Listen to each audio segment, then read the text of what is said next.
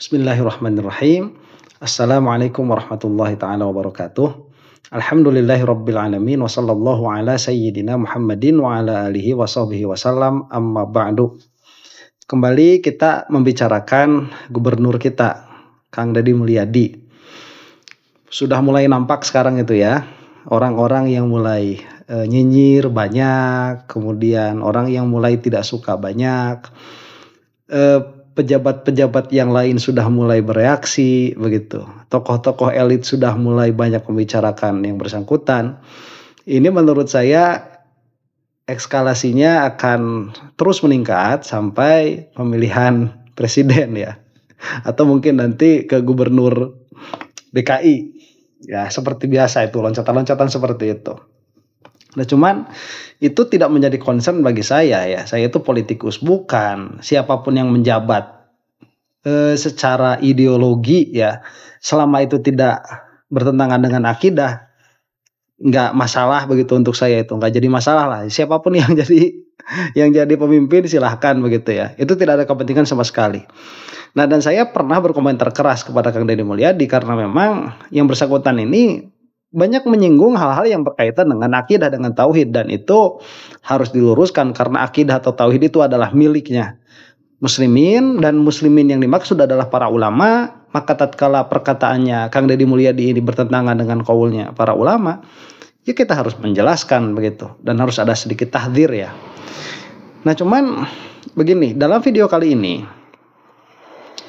saya tidak akan membicarakan perkara yang jelek begitu dari beliau, dalam pengertian saya sudah tahu apa yang akan saya bicarakan begitu ya.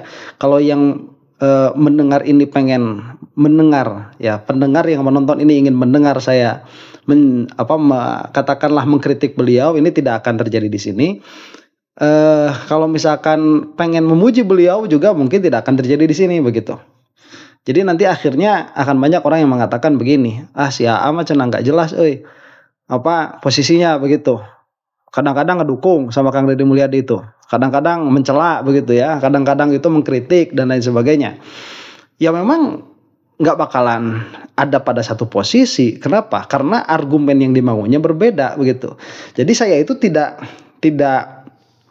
cara berpikir yang objektif begini ya. Cara berpikir yang objektif itu bukan kamu sudah memiliki pandangan tertentu kemudian kamu baru membangun argumen begitu. Nah kalau itu mah cara berpikir picik ya pada akhirnya. Jadi kamu itu hanya mencari pembenaran begitu. Kalau kamu sudah memiliki satu natijah, kamu sudah memiliki satu pandangan, kemudian kamu cari bangun argumen atas pandangan kamu, yaitu namanya mencari pembenaran begitu. Nah seharusnya itu kita melihat realita, kita melihat objek tertentu, baru kemudian ini adalah sebagai muqaddimah kalau di dalam mantik itu ya, muqaddimah sugro dan kubro. Baru kemudian kita mengeluarkan natijah. Nah pada akhirnya natijah atau konklusi dari sesuatu itu akan bergantung kepada argumennya. Bukan kita sudah punya konklusi kemudian dicarikan argumen. Nah karena argumennya dalam hal ini objek yang kita kaji adalah Kang Deddy Mulyadi dari beberapa segi ya. Kadang-kadang dari segi apa yang dia katakan yang berhubungan dengan agama begitu, kadang dari segi kebijakannya. Nah maka nanti natijahnya pun akan berbeda begitu. Nah itu. Jadi kalau misalkan seseorang itu aneh ya, apapun yang dilakukan Kang Deddy bagus semua begitu, itu orang nggak berpikir. Apa yang dilakukan Kang Deddy itu jelek semua, sama nggak berpikirnya juga begitu. Justru kalau pikirannya yang ajeg, tatkala melihat fenomena yang berbeda, maka natijahnya, konklusinya akan berbeda. Itu orang yang ajeg. Kalau orang yang nggak ajeg itu konklusinya akan sama, jelek terus begitu, akan sama seperti itu. Nah dalam hal ini apa yang akan kita bicarakan? Yang akan kita bicarakan itu keadaan Kang Deddy Mulyadi sekarang ribut-ribut mengenai memasukkan anak kecil, katakanlah begitu dulu ya, memasukkan anak-anak ke anak SMA begitu ya, atau SMP, mungkin ada kemarin SMP, dimasukkan ke barak militer karena kenakalan yang sudah tidak bisa ditanggulangi secara normal.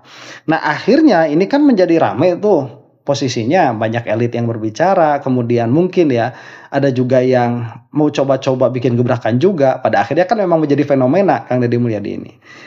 Nah Itu pro kontra ya. Saya sudah bahas kemarin dengan sarkas. Ini tidak akan ada sarkasme di sini. Jadi apa yang saya katakan ini tidak ada sarkasme. Yang saya katakan ini apa yang saya katakan, apa yang saya pikirkan. Sampai saya melihat di Facebook itu ada seseorang, ini nggak tahu siapa namanya ya, atas orang tua murid Adel Setiawan lah. Ini melaporkan dengan Deddy Mulyadi.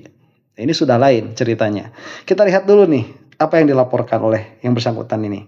Mengadukan Gubernur Jawa Barat Pak Deddy Mulyadi terkait dengan kebijakan beliau yang memasukkan siswa dengan permasalahan perilaku ya. Kalau bahasa beliau yang nakal akan dimasukkan ke barak dan dididik oleh militer.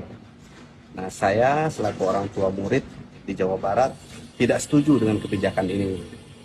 Saya ingin kebijakan itu dihentikan karena kami menilai kebijakan ini syarat dengan dugaan pelanggaran hak asasi manusia. Nah, yang pertama alasannya adalah karena saya melihat bahwa Deddy Mulyadi ini nggak ngerti atau nggak paham dengan falsafah pendidikan. Pendidikan itu kan tujuannya adalah memanusiakan manusia. Artinya anak didik itu bukan tanah liat atau benda yang harus dibentuk. Tapi anak didik itu adalah subjek atau manusia yang harus dibimbing atau ditumbuhkan potensi tumbuh kembang serta bakatnya, bukan dibentuk. Nah, permasalahan kenakalan sebetulnya, kenakalan remaja itu menurut kami ya, orang tua siswa ini, kenakalan siswa itu karena mereka tidak didengar.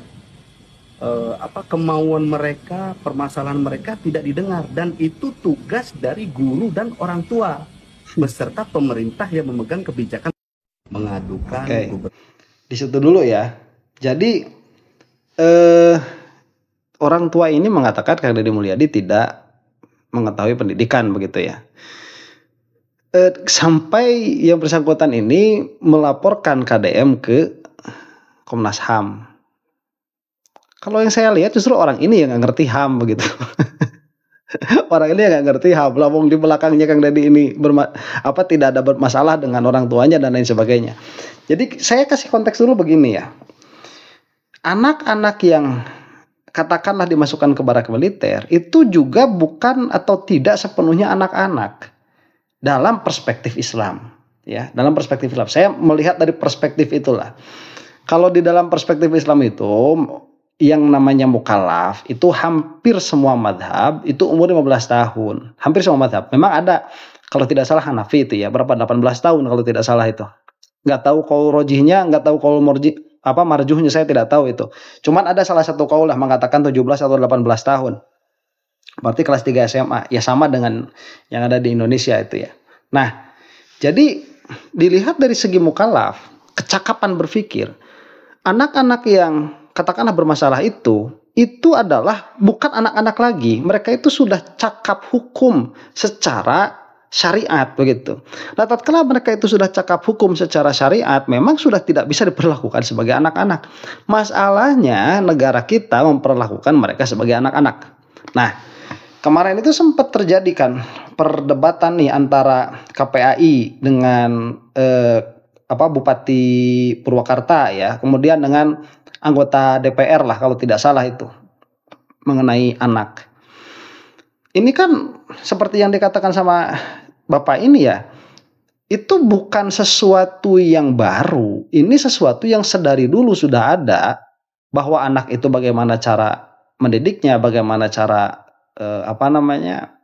menanggulangi kenakalannya. Cuman makin di sini kan bukan makin bagus, malah makin parah begitu. Ini nanti akan saya bilang ya bagaimana pandangan saya terhadap beliau Kang Deddy Mulyadi dan bagaimana seharusnya kita itu melihat, karena ini adalah membangun natijah dari argumen, bukan sebaliknya ya. Membangun konklusi dari argumen, bukan membangun argumen untuk konklusi Kang Deddy Mulyadi jelek atau bagus begitu. Ini saya ada satu video menarik ya. Yang mana yang ingin saya tampilkan di sini. Gubernur Jawa Barat. Ya Allah itu. Coba lihat ini. Wih, ini anak-anak apa ini? Anak-anak SMA apa? SMA sama SMP. Panjang banget itu anak SMA. Bawa cerulit. Pak, belok kanan, Pak. Belok di jalan tuh. Ini entah di mana posisinya, mungkin di Jakarta ya. Bahaya, Pak. Astagfirullah. Nggak tahu di mana lah, saya nggak tahu. Cuman yang pasti itu di Indonesia. Itu Allah, celuritnya panjang banget itu. Kalau kena badan itu, astagfirullah. Posisi di seberang terminal rambutan Oh ini. iya, Jakarta berarti. Ya Allah. Ya Allah. Itu coba lihat. Astagfirullah, mau jadi apa? Bener mau jadi apa itu? Iya, udah di foto videoin, kirimin Pak. Astagfirullahaladzim. Saya takut, ya namanya orang Pak, kita kena sasaran. Itu- Dia bisa ngalah. Itu panjang sekali Iya. itu celuritnya. Masya Allah. Ya betul. Pantesan berapa kali kejadian sampai meninggal itu anak SMA itu. Iya, Ya kalau perutnya kena itu terburai Ya semua itu. habis. dia kan sasarannya kendaraan orang Pak. Itu. Allahu Akbar. Ada 5. Oke, kita berhenti di situ dulu ya. Nah, coba lihat sekarang kelakuan anak-anak tadi itu real ya. Itu bukan film, bukan sinetron itu real. Dan kalau yang pernah ngadepin orang bawa cerulit, bawa golok di jalan seperti itu terrifying, itu teror itu sudah ya. Dan yang melaksanakannya anak-anak menurut hukum negara. Tetapi menurut Islam itu sudah mukallaf, dalam pengertian mereka itu sudah cakap hukum. Mereka itu bertindak sudah atas pilihan mereka sendiri. Nah, pada akhirnya ini kan extraordinary case ya, yang membutuhkan extraordinary measure. Jadi perkara yang secara kasus ini luar biasa. Lah kok usia sekolah berprestasi di jalanan bawa cerulit yang panjang-panjang seperti itu. Ini memerlukan penindakan yang extraordinary juga, yang luar biasa juga. Nah, kemana KPAI ini, DPR ini, tatkala Kang Deddy Mulyadi tidak melakukan suatu terobosan yang mana itu memang melanggar hukum, dalam pengertian melanggar apa ya, saya katakan itu proses di dalam menentukan sebuah kebijakan, bukan dilanggar. Itu tidak ditempuh sama sekali oleh Kang Deddy Mulyadi itu langsung saja sudah set menghubungi bupati, kemudian hubungi orang tua yang bersangkutan, kemudian melakukan perjanjian, selesai, masukkan ke barak begitu. Nah, ini kalau misalkan dikatakan melanggar HAM ya, yang melanggar HAM itu posisinya biasanya pelanggaran HAM itu kan dari posisi yang memiliki jabatan yang ada di atas itu. Jadi kalau misalkan anak-anak kecil seperti ini dipukulin langsung begitu ya, udahlah biar nggak ribet, kita pukulin begitu. Nah, itu baru melanggar HAM itu yang dilaksanakan oleh otoritas. Tapi kan kalau misalkan sekarang pelajar sama pelajar itu bukan pelanggaran HAM, itu tawuran jadinya, kriminal jadinya. Cuma kalau dilakukan sama polisi atas perintah gubernur misalkan baru itu pelanggaran HAM. Yang melaporkan nggak ngerti juga pelanggaran HAM itu kayak gimana. Begitu. Kemudian ini kan pada akhirnya nanti menjadi, kalau mau diperbincangkan secara secara tema ya, kita beradu narasi begitu. Tempatnya ya bukan Komnas HAM. Tempatnya ya DPR, supaya nanti Kang Deddy Mulyadi ini dipanggil sama DPR begitu. Kenapa melakukan hal seperti itu? Itu kan tidak dilaksanakan oleh yang bersangkutan. Ya entah bagaimana, orang ini nggak ngerti juga tadi yang melaporkan ya, dalam pengertian. Jadi ini sudah extraordinary, ini sudah luar biasa, yang mana seharusnya memang sedari dulu begitu. Tapi tidak ada tindakan kan.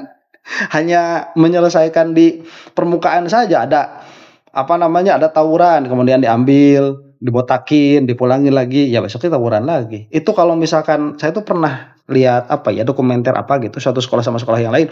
Itu kan kalau satu sekolah sudah tawuran dengan sekolah yang lain, itu kan sudah bahasanya itu sudah mengakar, itu sudah turunan, itu sudah permusuhan turunan. Nggak tahu siapa yang pertama kali musuhannya, mungkin anak-anak tahun 80-an atau anak-anak tahun 90-an, tapi itu diwariskan begitu. Ada yang namanya kalau kita itu ya, kalau masuk SMP SMA itu, karena saya pesantren jadi nggak tahu tuh. Masya Allah, ospek. Suka di ospek itu kan, nggak tahu sekarang masih ada atau tidak. Nah, di ospek itu suka ditanamkan itu, kita punya musuh diceritakan lah, ada history antara kita dengan sekolah yang lain. Nah, itu terus menerus. Kenapa itu tidak diselesaikan begitu? Dan itu bukan rahasia umum itu kenapa tidak diselesaikan? Ya. Sampai mungkin mau sampai meregang nyawa begitu. Ya, nyawanya udah murah sekali kalau di kita itu, di negara kita. Nah, jadi dalam pengertian bahwa kita sekarang sudah mulai masuk dulu ke konklusi ya dari apa-apa yang dilaksanakan oleh Kang Deddy Mulyadi ini yang dimasukkan ke barak sudah bukan anak-anak dilihat dari segi hukum Islam ya. Jadi ini sudah dewasa dalam pengertian mereka itu sudah bisa memilih perbuatan mereka sendiri dan mereka melaksanakan itu atas kesadaran. Itu yang pertama. Kalau atas kesadaran berarti mereka memiliki pertimbangan. Kalau pertimbangannya sama seperti itu, aksinya juga akan sama. Maka kalau sekarang tawuran, besok akan berlaku yang sama. Nah, ini bagaimana untuk menjerakkan mereka itu? Ya kalau misalkan mau secara berpikir begitu ya diruntuhkan ini apa yang menyebabkan mereka tawuran begitu. Cuman apakah itu bisa atau tidak? Ini kan gilirannya KPAI begitu kan, gilirannya siapa tadi kalau mau Komnas HAM turun sekalian begitu, tugasnya guru. Cuma kan ini tidak terjadi nih, gagal berarti, makanya sampai terjadi seperti ini. Akhirnya diperlukan extraordinary measure. Kita perlu tindakan yang di luar kebiasaan. Nah, kemarin ada yang bilang masukin pesantren, nggak cocok masukin pesantren itu. Nah, mau masukin pesantren nanti jadi badung juga di pesantren kok. Betul itu, saya mendengar beberapa argumen begitu ya. Dimasukin ke pesantren sama ustadz jadi pukul, nanti malah masuk Komnas HAM lagi begitu ya. Repot. Jadi ya mungkin ini gebrakan baru dan tempat yang dipandang cocok oleh KDM itu barak militer.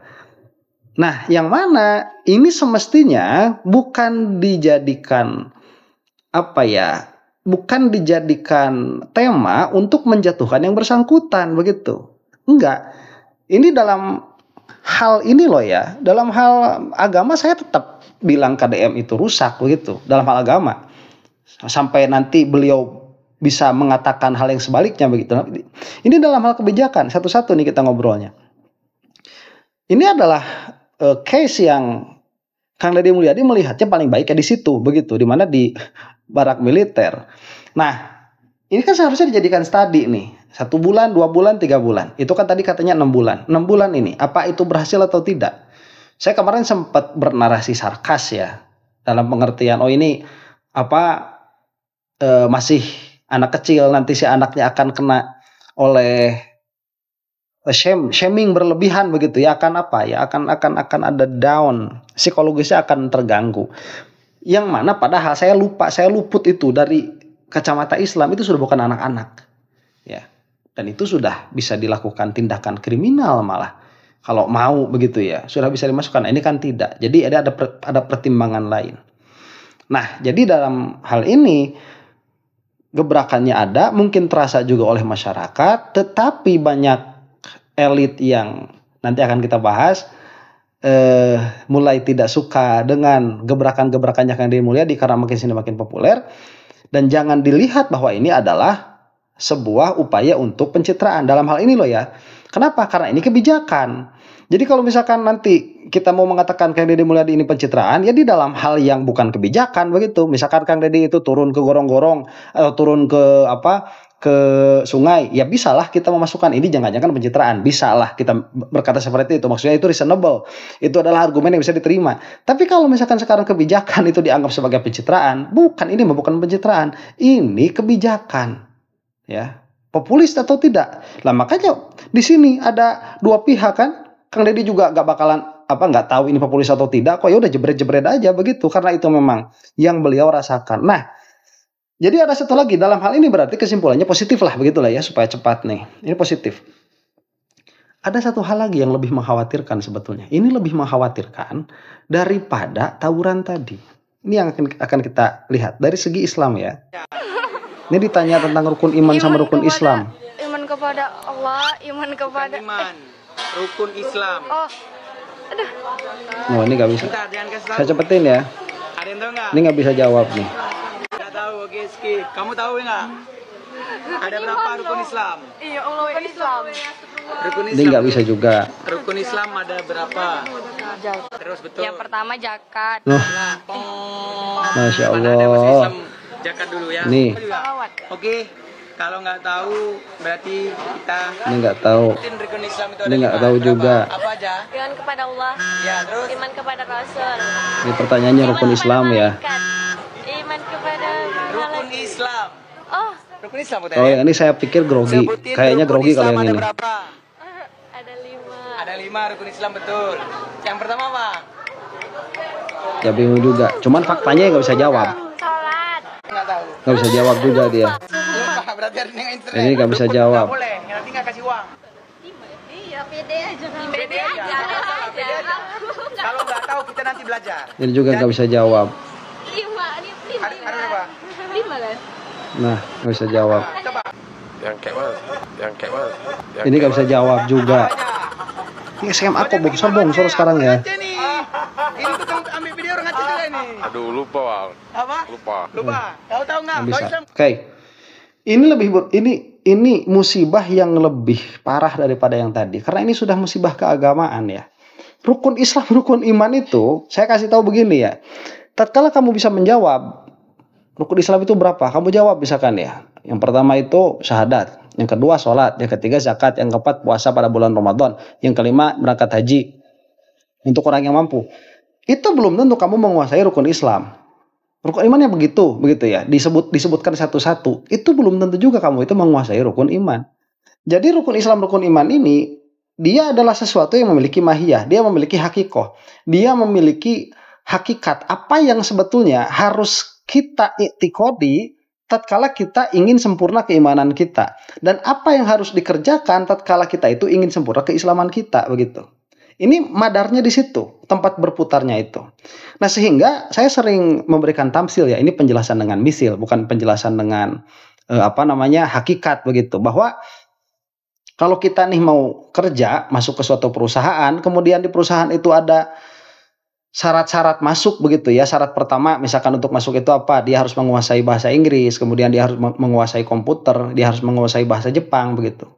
Itu kamu tahu syarat-syaratnya doang untuk diterima di situ. Itu tidak otomatis diterima. Kamu masuk ke ruang interview, kemudian ditanya oleh interviewer, kamu tahu tidak syarat-syaratnya di sini apa? Kemudian kamu menjelaskan satu-satu yang tadi, harus menguasai bahasa Inggris, menguasai bahasa Arab, menguasai komputer begitu, harus memiliki kemampuan untuk menulis bahasa Python misalkan. Itu menyebutkan satu-satu saja tidak menjadikan kamu diterima. Itu kamu harus benar-benar memang menguasai. Oke, silahkan. Bagaimana kamu itu menguasai bahasa Arab? Itu harus keluar tuh. Bagaimana kamu menguasai bahasa Inggris? Harus bisa. Bagaimana kamu menguasai komputer? Harus bisa. Itu yang harus ada. Nah, kalau sedari awal ini orang sudah tidak bisa menyebutkan apa-apanya, masuk kamu ke ruang interview, ditanyakan kamu tahu tidak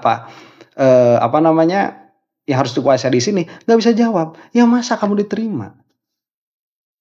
Nah, terus orang-orang seperti ini gimana? Masalah agamanya begitu.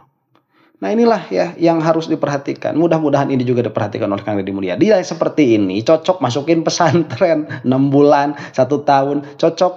Anaknya bagus-bagus, baik-baik, nggak ada masalah, nggak tawuran, cuman pengetahuan agamanya kurang. Masukin pesantren. Nah ini usulan saya untuk Kang Deddy Mulyadi. Kalau ini sampai dilaksanakan oleh Kang Deddy Mulyadi, saya applause besar ya. Hormat luar biasa kepada beliau. Begitu. Wallahu taala alam bisawab. Assalamualaikum warahmatullahi taala wabarakatuh.